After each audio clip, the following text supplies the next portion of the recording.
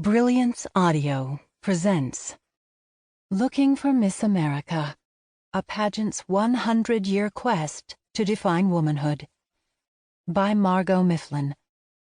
Performed by Nancy Peterson. Lobbying for launching a seaside New Jersey beauty contest, one character declares, "The basis of any industry that needs immediate attention of the public for success today is based on the exploitation of the female form. Everything is an excuse for a horde of almost naked women to parade up and down the stage."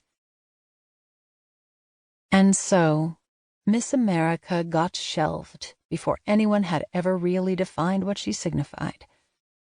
What was American beauty in a nation of immigrants? And how did it benefit the women who won? Throughout the pageant's history, people, specifically men, made vacuous pronouncements about it.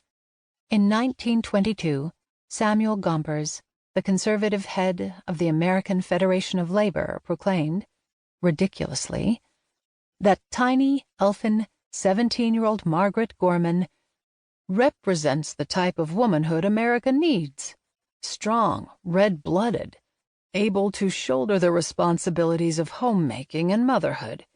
It is in her type that the hope of the country resides. William G. Krieghoff, a 1926 pageant judge, imagined Miss America as a girl of balance and mentality, who has ambitions to marry and have a flock of kids. Illustrator Haskell Coffin, who painted Lanfear after her win, believed the queen should be a dainty girl of temperament, delicacy, and charm, a home-loving, modest, effeminate, but healthy girl.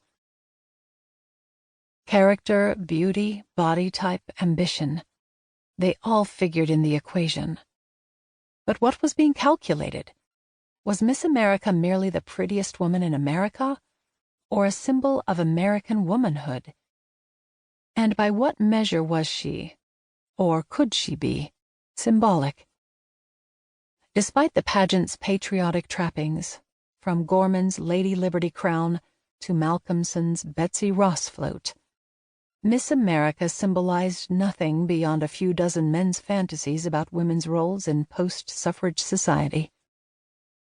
The pageant was a marketing opportunity in need of a bigger purpose, which required articulating a national idea against which young women could be gauged, something that proved challenging in this period of transition, which was saturated with ambivalence about women's progress. The coin of conventional beauty, the winners learned, was women's greatest currency. It purchased romance, often a husband, a short career, or a flicker of fame. But even that was brief.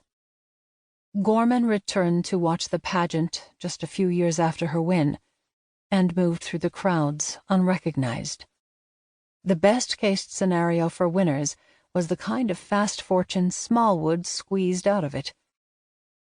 As Banner observes, although beauty contests offered the possibility of social mobility to a few working-class women, their primary purpose was social discipline, and not social advance. Though some of the early Miss Americas returned to great acclaim in their hometowns, Malcolmson was late to her own wedding because of swarming crowds. The title was never professionally transformative, and not all savored it.